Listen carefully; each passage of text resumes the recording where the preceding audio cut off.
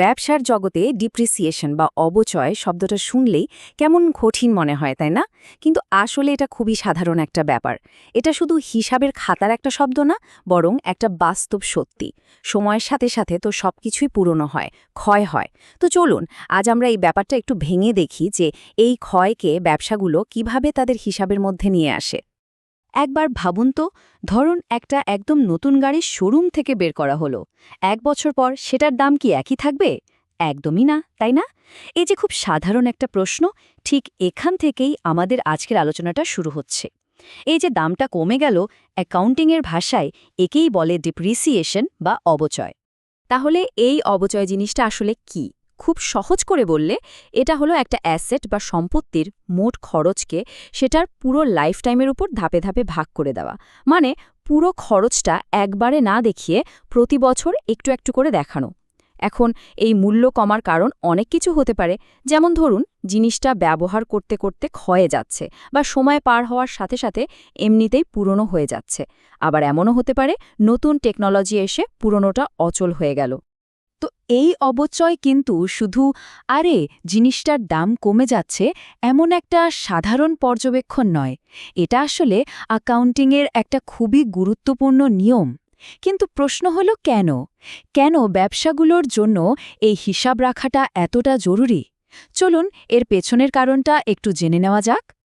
এর মূলে আছে একটা খুব গুরুত্বপূর্ণ নীতি, যেটাকে বলা হয় ম্যাচিং প্রিন্সিপাল বা মিলকরণ নীতি। নীতিটা খুব সহজ। এটা বলে যে সময়ে আয় হচ্ছে সেই আয়টা করতে যে খরচগুলো হলো সেগুলোকেও ঠিক একই সময়ে দেখাতে হবে। যেমন ধরুন একটা ডেলিভারি ভ্যান কোনো কোম্পানির আয় করতে সাহায্য করছে, তাহলে ওই ভ্যানটা ব্যবহারের যে খরচ মানে ওটার যে অবচয় সেটাকেও কিন্তু ওই একই সময়ের খরচ হিসেবেই দেখাতে হবে। সিম্পল। অবচয় হিসাব করার কিন্তু বেশ কয়েকটা উদ্দেশ্য আছে। এক তো হলো এর মাধ্যমে একটা কোম্পানি তার প্রোডাকশনের আসল খরচটা বের করতে পারে। 2, কোম্পানির আর্থিক অবস্থার একটা সত্যি আর ন্যায্য ছবি সবার সামনে তুলে ধরা যায়। আর 3, ভবিষ্যতে যখন ওই সম্পত্তিটা বদলে নতুন কিছু কিনতে হবে তার জন্য আগে থেকেই তহবিল জমানো সহজ হয়। আচ্ছা, এই অবচয় গণনা করাটা কিন্তু অনেকটা রেসিপি ফলো করার মতো। ঠিকঠাক রেজাল্ট পেতে হলে কিছু নির্দিষ্ট উপাদান বা ইনগ্রিডিয়েন্টস তো লাগবেই। তো চলুন দেখি এই হিসাবের জন্য আমাদের মূল উপাদানগুলো কি কি। প্রথমেই যেটা লাগবে সেটা হলো সম্পত্তির মোট ব্যয় বা অ্যাসেট কস্ট। আর এখানে একটা জরুরি কথা, এটা কিন্তু শুধু কেনার দামটা নয়। একটা জিনিস কিনে আনার পর সেটাকে ব্যবহারের জন্য তৈরি করতে আরও অনেক খরচ হয়, তাই না? যেমন ধরুন পরিবহন খরচ, ইনস্টলেশন চার্জ বা কোনো আমদানি শুল্ক থাকলে সেটাও। এই সব কিছু মিলেই হলো মোট ব্যয়। এরপর 2 নম্বরে আমাদের জানতে হবে অবশেষ মূল্য বা রেসিজুয়াল ভ্যালু। মানে একটা অ্যাসেটের জীবনকাল যখন শেষ হয়ে যাবে তখন ভাঙাচোরা অবস্থায় ওটাকে বিক্রি করে আনুমানিক কত টাকা পাওয়া যেতে পারে, সেটাই হলো এই ভ্যালু। আমরা এটাকে অনেক সময় স্ক্র্যাপ ভ্যালু বলেও ডাকি। আর আমাদের রেসিপির 3 নম্বর আর শেষ উপাদানটা হলো কার্যকরী জীবনকাল বা ইউজফুল লাইফ। মানে একটা অ্যাসেট কতদিন ধরে ঠিকঠাক মতো ব্যবহার করা যাবে তার একটা অনুমান। এটা কিন্তু শুধু বছরেই মাপা হয় না। যেমন ধরুন একটা মেশিনের ক্ষেত্রে এটা হতে পারে মোট কত ঘন্টা চলবে বা মোট কতগুলো জিনিস বানাতে পারবে, সেটাও কিন্তু তার ইউজফুল লাইফ। এখন এই 3টা উপাদান যখন আমাদের হাতে চলে এলো তখন আমরা খুব সহজ একটা সূত্র পেয়ে যাই। আমরা যদি সম্পত্তির মোট ব্যয় থেকে ওটার অবশেষ মূল্যটা বাদ দিই তাহলেই আমরা সেই অ্যামাউন্টটা পেয়ে যাব যেটার উপর পুরো সময় ধরে অবচয় বা ডেপ্রিসিয়েশন হিসেব করা হবে। এই অ্যামাউন্টটাকে বলা হয় অবচয়যোগ্য পরিমাণ বা ডিপ্রিসিয়েবল অ্যামাউন্ট। আচ্ছা, সব তো বুঝলাম, কিন্তু আসল মজাটা হলো এই ডিপ্রিসিয়েশন হিসেব করার কিন্তু কোনো একটা ধরাবাঁধা নিয়ম নেই। মানে একটাই রাস্তা নেই। অ্যাসেটের ধরন অনুযায়ী বিভিন্ন পদ্ধতি ব্যবহার করা হয়। চলুন আমরা এর দুটো প্রধান পদ্ধতির পেছনের আইডিয়াটা একটু বোঝার চেষ্টা করি। দেখুন, অবচয়ের পদ্ধতিগুলোকে মোটামুটি দুটো বড় ভাগে ভাগ করা যায়। একটা হলো সময়ভিত্তিক, মানে সোজা কথায় সময় যত যাবে দাম তত কমবে। আরেকটা হলো ব্যবহার ভিত্তিক, মানে আপনি জিনিসটা যত বেশি ব্যবহার করবেন দামও তত দ্রুত কমবে। বুঝতেই পারছেন দুটোর পেছনের ভাবনাটা কিন্তু একদম আলাদা। চলুন প্রথমে আমরা ব্যবহার ভিত্তিক পদ্ধতিটার একটা উদাহরণ দেখি। এটার নাম মেশিন ঘণ্টা পদ্ধতি। নাম শুনেই বোঝা যাচ্ছে এটা সেই সব যন্ত্রপাতির জন্য একদম পারফেক্ট, যেগুলোর ক্ষয় সময়ের ওপর ততটা নির্ভর করে না যতটা করে ব্যবহারের ওপর।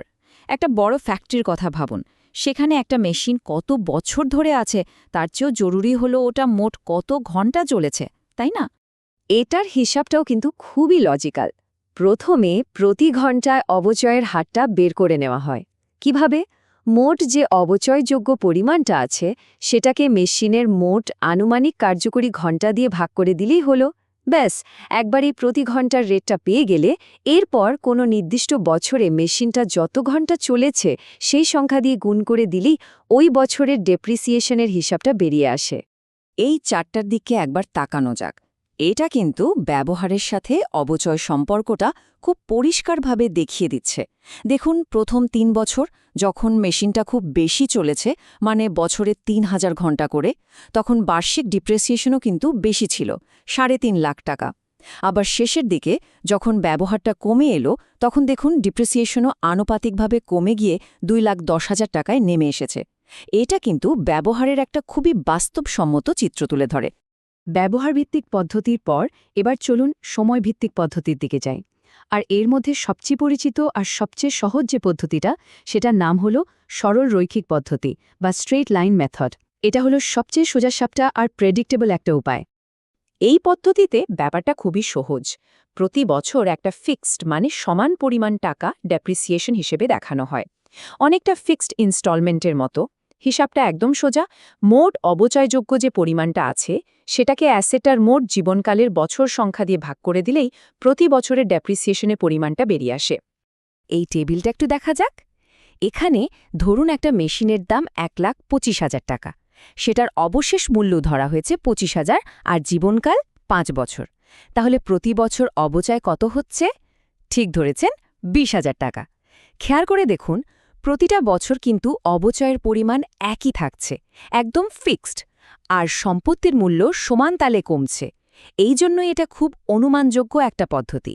সাধারণত অফিস বিল্ডিং বা ফার্নিচারের মতো অ্যাসেটের ক্ষেত্রে এই পদ্ধতিটাই বেশি ব্যবহার করা হয়। এতক্ষণ তো আমরা অনেক হিসাব নিকাশ দেখলাম, কিন্তু এই সব কিছুর আসল মানেটা কি? এই ডিপ্রিসিয়েশন একটা কোম্পানির আর্থিক অবস্থা আর তাদের স্ট্র্যাটেজি সম্পর্কে আমাদের কি বলতে পারে? চলুন আলোচনার এই শেষ পর্যায়ে এসে পুরো বিষয়টা একটু গুছিয়ে নেওয়া যাক। তো এই পুরো আলোচনা থেকে আমরা কি কি বিষয় মাথায় রাখতে পারি? প্রথমত, ডিপ্রিসিয়েশনের মাধ্যমে খরচ আর আয়কে একই সময় দেখানো হয়, যা মিলকরণ নীতির একটা বড় অংশ। দ্বিতীয়ত, এটা একটা নন ক্যাশ খরচ, মানে এর জন্য পকেট থেকে টাকা বের হয় না, কিন্তু এটা কোম্পানির করযোগ্য লাভ কমাতে সাহায্য করে।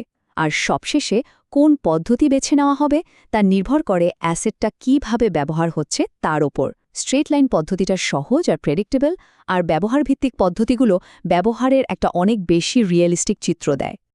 যাবার আগে একটা প্রশ্ন রেখে যাই। যেহেতু আলাদা আলাদা পদ্ধতি ব্যবহার করলে কোম্পানির লাভের হিসাবেও আলাদা আলাদা প্রভাব পড়ে, তাহলে ভাবুন তো, একটা কোম্পানি কোন পদ্ধতিটা বেছে নিচ্ছে সেটার মাধ্যমে তারা তাদের বিনিয়োগকারী বা ঋণদাতাদের কাছে নিজেদের ব্যবসার গল্পটাকে কিভাবে বলতে চাইছে।